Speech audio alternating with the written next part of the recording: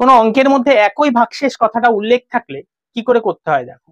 কি বলেছে আগে তা সেটা দেখি। বলেছে কত? ৭,৮৯৭, ৮,১১০ আর ৮,৫৩৬। এই তিনটে সংখ্যাকে এক্স দ্বারা ভাগ করলে প্রতি ক্ষেত্রে একই ভাগশেষ থাকে। তাহলে কি বলেছে? একই ভাগশেষ কথাটা থাকলে অঙ্কটা কি করে করবে? দেখো কি করে করবে। তাহলে যে এই যে সংখ্যাগুলো দেখতে পাচ্ছ এদের মধ্যে প্রথমে ইন্টারচেঞ্জ করে করে বিয়োগ করে নিতে হবে। তাহলে করি বিয়োগ। এখানে ৮,১১০ বসাই। তাহলে এটার থেকে এটা বিয়োগ দিলে কত হয়? আমাদের 426 হয়। এবার এটার থেকে এটা বিয়োগ দেওয়া যায়। 197 যদি আমরা বিয়োগ দিই তাহলে আমরা এখানে পাচ্ছি কত? 213।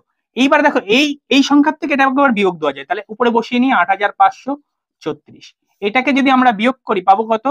639 পাচ্ছি। এবার এই যে তিনটে সংখ্যা দেখতে পাচ্ছি এই সংখ্যাগুলোর গসাগু করলেই আমাদের যে সংখ্যা দ্বারা বিভাজ্য সেই সংখ্যাটা পাবো। অর্থাৎ এখানে কি চেয়েছে? এক্স বলেছে। তাহলে আমরা এক্স এর ভ্যালু কিন্তু কি করলে পাবো? গসাগু করলে। এবার কি করে করবো দেখো। এই সংখ্যাটা দেখতে পাচ্ছি 213, দেখো এর মধ্যেও ভাগ যায় এর মধ্যেও ভাগ যায়। তাহলে 213 দিয়ে ভাগ দেবো। এটা দিলে হচ্ছে 3 বার যায়, এটা একবার যায়, এটা গেলে 2 বার যায়। তাহলে কিন্তু এক্স এর ভ্যালু কত পেলাম আমরা? 213। কিন্তু প্রশ্নে এক্স এর ভ্যালু চাইনি, কি চেয়েছে?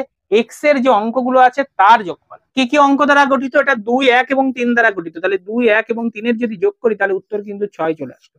এইভাবে এই অঙ্কটা করতে হয় যদি কিনা কোনো সংখ্যার মধ্যে একই ভাগশেষ কথাটা উল্লেখ থাকে।